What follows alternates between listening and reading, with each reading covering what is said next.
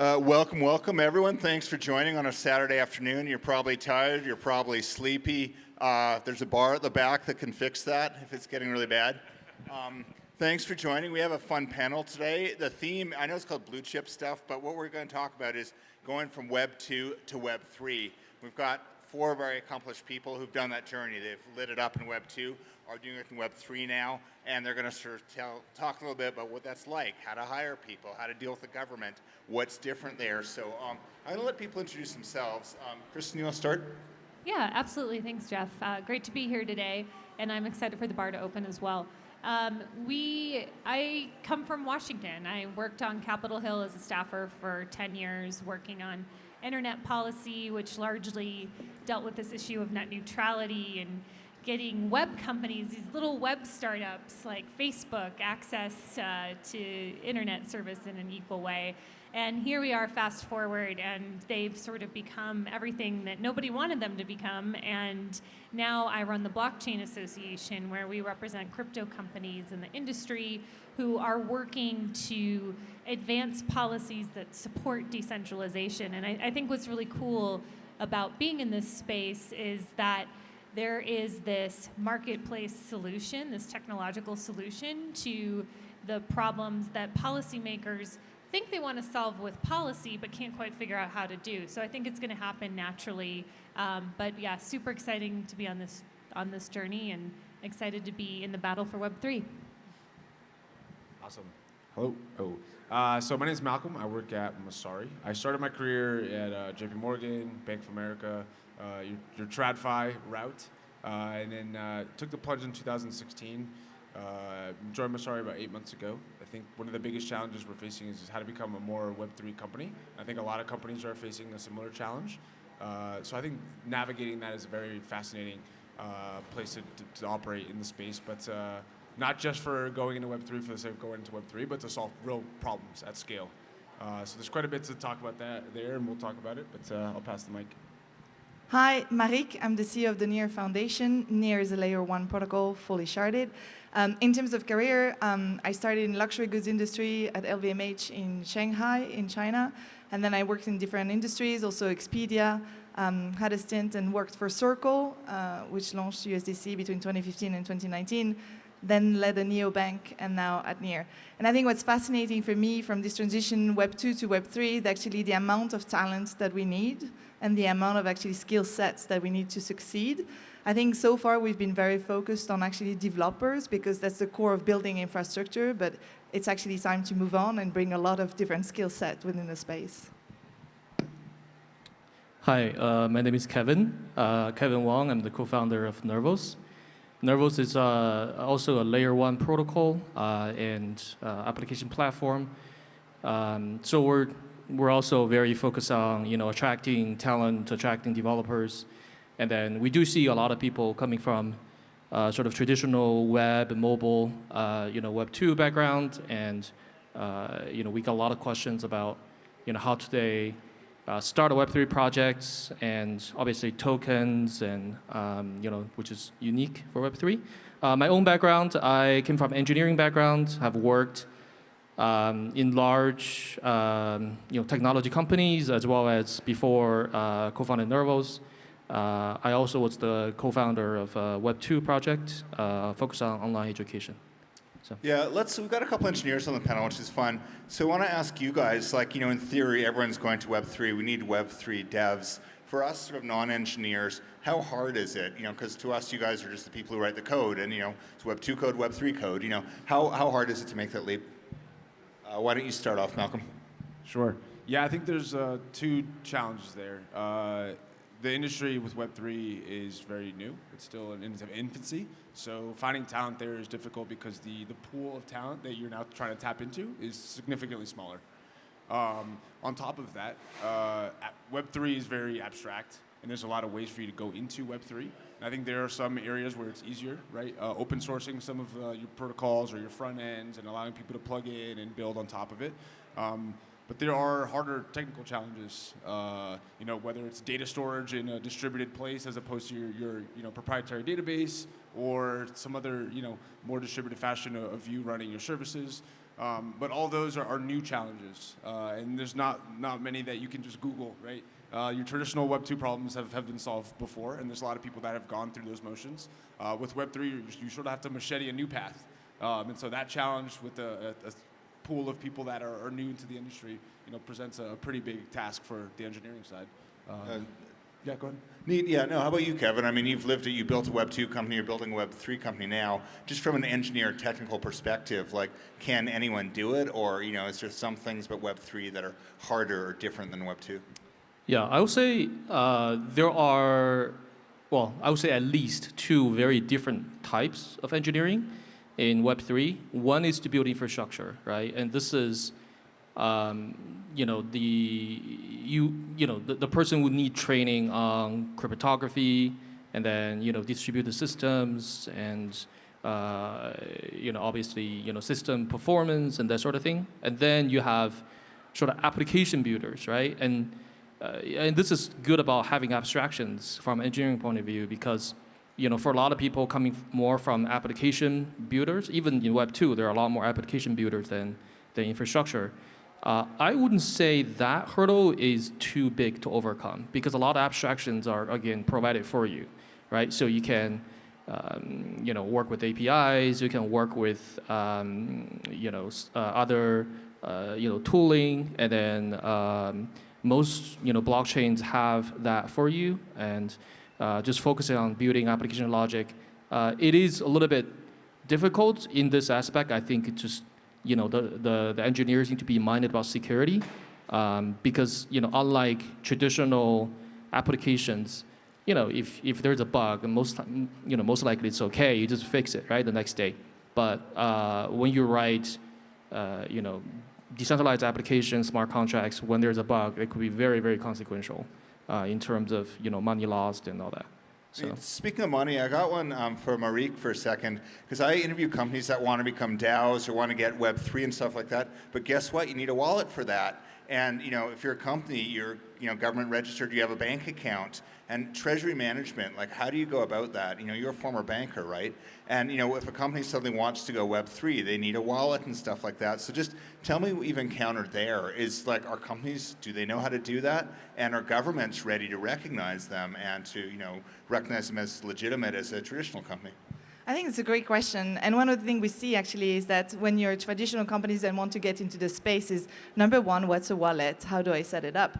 Number two, what do I do with that? Where do I custody, right? Because custodying your assets actually is not that straightforward, and you need to have the right partners in place. And what does that mean? So I think there's a whole shift actually between what is an asset, where do you put it, how do you actually safeguard it? And we are seeing more and more, let's call them blue chip for namesake of the panel, but more and more actually traditional companies wanting to get into this space, but needing to wrap their head around so many things. And I liked a lot what you say around security.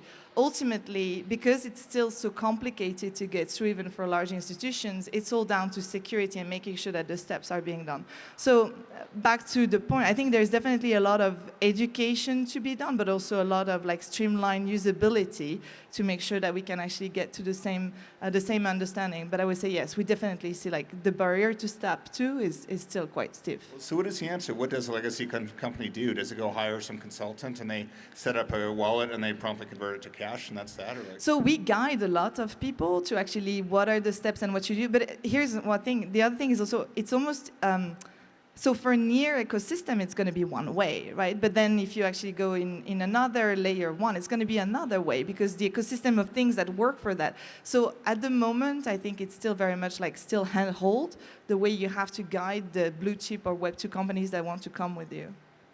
Kristin, I want to bring you in here too. Kristin's got a really neat job, in my opinion, and she kind of takes one for the team for the rest of the Web3 and crypto community. She has to deal with Washington all day long and to try to, tell people these aren't all criminals, which was the attitude for the longest time. Crypto is bad guys. That's starting to change a little bit now, but what's it like dealing with these senators and the White House trying to persuade people that crypto's not evil? Yeah, I mean, we're making progress. I think we still have a long ways to go. Weirdly, the Web3 narrative is sticking all of the sudden with Congress. I think just as it's gone more mainstream as an idea, and you read about Web3 in the New York Times or the Wall Street Journal. We now get a lot of offices reaching out to us and talking about Web3. But I actually think of, this was a narrative that we at the Blockchain Association knew from the very beginning. And actually our very first blog post after we announced 3.5 years ago that this was a group that was coming together was all about how cryptocurrencies and the decentralized web were going to create a new and better internet. And so that was something we were trying to talk about for about a year in 2018, 2019, and it wasn't landing. It was too complicated, too far out in the future. And then Facebook comes out and announces Libra, and that totally destroyed that whole narrative, because all of a sudden you had this confusion about cryptocurrencies and this Facebook company, and everybody hates Facebook. And I think it's actually had to, now that that's sort of run its course, and I guess Facebook is no longer a company and Libra is no longer an actual live project, the Web3 narrative is something that really gets members of Congress excited, and is something that on the Democratic side of the aisle they're very interested about, because we've all seen the hearings where we've had the big tech companies that have been called up, and the senators and the congressmen are asking really stupid questions trying to figure out what they do. But there's just a lot of sort of anger and dislike for that part of the industry. And so even if I look at some of my professional colleagues that work for Web2 companies doing policy work, doing advocacy work, they're all wanting to get into crypto and get into Web3, because there's really this sense in Washington that this is a thing, this is early enough, but that there's a lot of promise there. And so I think that this is a narrative that's been a really positive and welcome development in Washington. Yeah, and hopefully Facebook gets out of the way, because if Web3 has to make Facebook's the face of that, that's not going to work out well. Just quick follow-up for you, Kristin, very quickly. My understanding is most congressmen and senators do not own crypto, but a lot of their staff do. Is that correct? I would say probably more staff than members. There are a handful of members that do own cryptocurrencies. Members of Congress, just like other senior government officials, have disclosures for any sort of significant asset that they own. And I think that it's a really good thing for them to own a little bit, to figure out what does self-custody mean, to go through that process. It's a little bit cumbersome, I think, still today for new people to interact with that process, but you learn a lot by doing it. And so I think there are some that have called for to not hold these assets, that's a conflict of interest. Like, I think that's bullshit. I don't know if I could say that, but these people deal with things that impact other types of investments every day, and that shouldn't be there. I want more members of Congress to buy a little bit of crypto and at least get some of the basic principles down by interacting with it and holding it themselves. Yeah, another broad trend we're seeing with Web3 is governance. Like, people even talk about legacy governments, i.e. like Washington, and then Web3 government is supposed to be DAOs. And it's crazy. I've seen some people do it. I was speaking with Eric Voorhees at Shapeshift, famous, OG crypto company, and he converted the whole thing into a DAO and fired himself as CEO, which, I don't think most people are ready to do that yet. But the promise of DAOs is intriguing, but I don't know how viable it is. Maybe Marieke, you could speak to that. You're dealing with foundations, and how do you organize a Web3 foundation? Does it look like a standard nonprofit, or is it a DAO, or what are you doing? So NEAR is a Swiss not-for-profit foundation. And I think to your point and how to structure things, part of our ecosystem, we do have a lot of guilds that set themselves up as group that get self-organized and then use a tool which is DAO. So we have basically a launch pad called AstroDAO, where you can actually launch your DAO and have the voting systems on that. And what we see is most often those DAOs attach themselves to a legal entity. And so the real question then becomes, where do you set that legal entity? And what's the jurisdiction? And then how do you make that choice? But for me, there's three things that we're seeing. It's usually the group that gets organized, often in Discord. Then it's actually the DAO, which is the tool itself, which is the multi-sig of actually allocating the assets. And then it's actually the legal entity that is next to that. We find that combination actually to be quite powerful to help also empower our community members to start getting self-organized and actually to say, this is something I want to do, can I apply for a grant, and can I actually get fund allocated to help the NEAR ecosystem. So that's how we think about it. But back to governance, the challenge is still what's a DAO and where do you put the legal wrapper and what are the implications of doing that? Kevin, is this something you pay attention to, DAOs? Like, would you ever turn your startup into a DAO, or do you interact with them at all, or are you just kind of waiting for them to figure it out? Yeah, I think DAOs are definitely coming, and I think it's not for every Web3 company. Most Web3 teams or projects go through like various rounds of funding process where they take early money from investors, and a lot of these are fiat. So whenever your team has fiat currency, fiat money, and that need to exist in the bank, and then you have to set up all the entities to work through that. That's one of the sort of crypto touches real world, right? And you just have to have all the legal entities and chapters, and for that to happen, contracts. And then we do see, on the other hand, we do have sort of more self-organizing like crypto native groups where the funding all are cryptocurrencies as well, and the decision-making process are also people who own the DAO themselves make decisions and distribute money and make decisions. I think those are more naturally become a DAO. So I think it's, I think right now we're seeing a lot of DAOs emerging, like specifically on these crypto native things like NFTs, and we see like investment DAOs, and again, all crypto native or crypto denominated, if you will. Yeah. So those are the trends that we see. Yeah, Malcolm, let's bring it back to you for a sec. I mean, just putting your Messari research hat on, most of you are probably familiar with Messari, but a very, tight, accomplished research group. They survey the whole landscape and write about it. So, putting your research hat on, Malcolm, what do you see about DAOs? What are they doing right? What are they doing wrong? And what's happening next? Yeah, DAOs are interesting because it's still a very raw and new concept, and they exist in very different forms, right? Like you mentioned, there are investment DAOs. Like Flamingo DAO is probably the most famous NFT DAO, and I think they passed a 1 billion worth of NFTs, and so you can see the power of coordinating people with a specific effort. And so from Messari's perspective, we see a lot of different DAOs, and I specifically work on our governance product, which is trying to bring all the proposals and delegation, and the space is becoming really fragmented, which each DAO has their own way to vote, with their own way to discuss proposals, et cetera. And so from that perspective, I think we're going to see a little bit of standardization coming into the future, because as the DAO landscape expands and everyone starts doing things a little bit different, it becomes really hard to be a participant into the DAO sort of universe. There's a big hurdle for everyone to understand, how does this DAO work, or how do I find a DAO, et cetera. So I think it's fascinating to see all these different use cases. I mean, Constitution DAO was an interesting one, try to buy the Constitution. And so I think the ability, DAOs allow you to move really quickly. Creating a company requires money and requires real world action.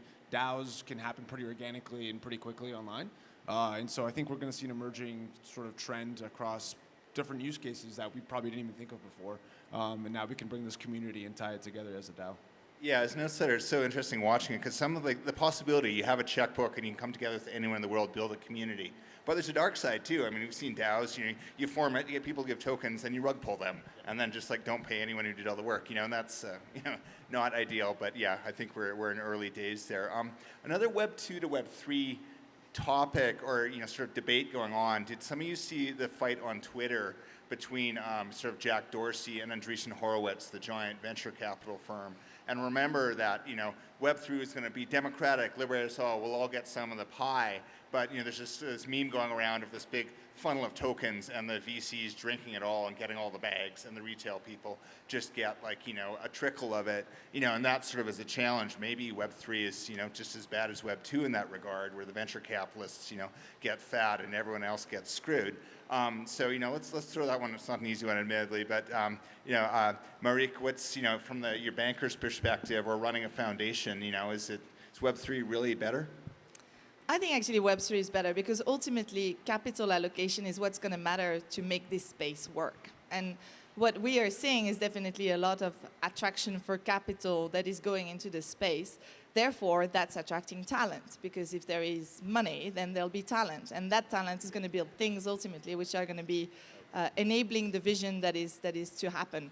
So yeah, I remember seeing the tweet, and I thought, you know, it's a certain view of the world. In our view, I think actually it definitely helps to have that capital and that talent flowing around. And so I'm actually quite positive on the fact that ultimately what Web3 is trying to do is have applications which are going to change the game for end users, right? And I think that's this mass adoption that we haven't seen yet, because we're still in like a lot of the build phase. But when we'll start having cases which get to like billions of active users or like millions of active users, then that's when you can start actually seeing the distribution of tokens and so on and so forth. Neat. I'd like to throw it open for questions, Zach. I just want to, so if anyone has one, please think one right now. Kevin, I just want to ask you quickly, though. You're kind of a Silicon Valley guy. Do you think, in terms of the wealth, you know, is it Web3 going to spread it around more, or is it kind of like the, you know, meet the new boss, same as the old boss? Yeah, I mean, it's already been that trend, right? Because, I mean, crypto or blockchain in general, it's global from day one, right? So whereas almost every other form of capital allocation is, you know, you're bound by, you know, either you go public or you go raise VC capital. You're bound by a specific country, like regulatory environments, and you know who you can raise money from, and most likely are sophisticated investors and. You know, Sand Hill in California, you have to, you know, pay that trip and knock on doors.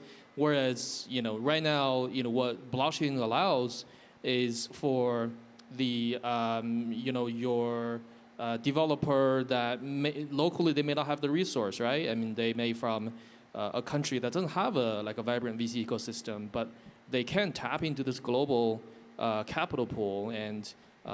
You know, as long as they provide valuable service and, you know, products, then people will just, you know, fund the further development of it. I think it's a drastic change from, you know, before crypto was like maybe 10 years ago, right? I mean, it's just not even thinkable, especially from like less development countries. And how can you even tap into? I mean, unless you have a rich uncle, maybe they can fund, right? But otherwise, it's just not imaginable. So I think it's definitely better in every way.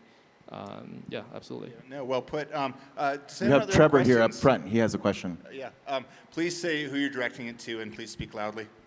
Okay, so this question's for the field because it's a little bit off topic, but somewhat still relevant. So I come from the esports world, and I kind of almost look at that as like Web 2.5 because we've been trading NFTs and we've had the same type of economy that we're seeing in Web 3, but under the old Web 2 model with the games and servers and infrastructure, and obviously Vitalik making Ethereum from getting his Warlock, you know, downgraded in World of Warcraft.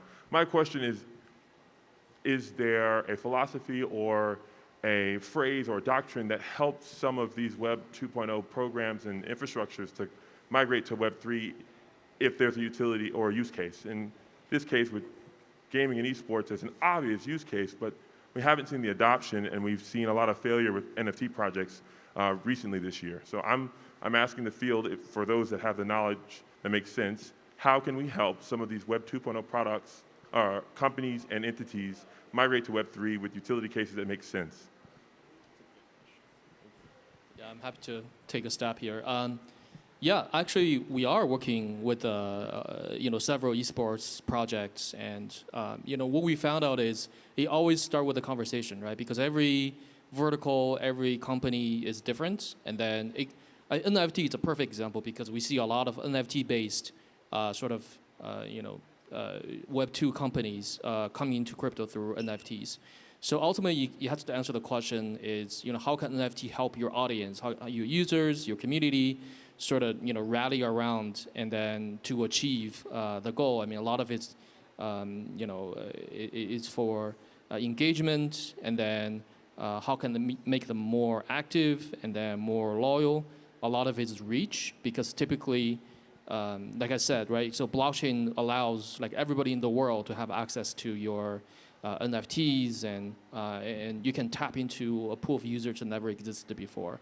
And so, I mean, the actual logistic or engineering transition, I would say, don't try to be, you know, like walk 3 steps at the same time. Just just take a baby step, like you said. I think you said it perfectly, right? So Web 2.5, like have a solution that's definitely in the direction of Web 3 and decentralized, but don't feel ashamed if some of it, that you can still, like as faces, right? So when you launch, have some mix of, traditional Web 2 element of it, but also, it also comes to your users. It depends on where your users are, what their knowledge about blockchain in general is. So just meet them where they are. I think that's probably the most important, can get the ball rolling. Yeah, I really like that Web 2.5. I don't know if you came up with it yourself, but I think that might stick around for a bit.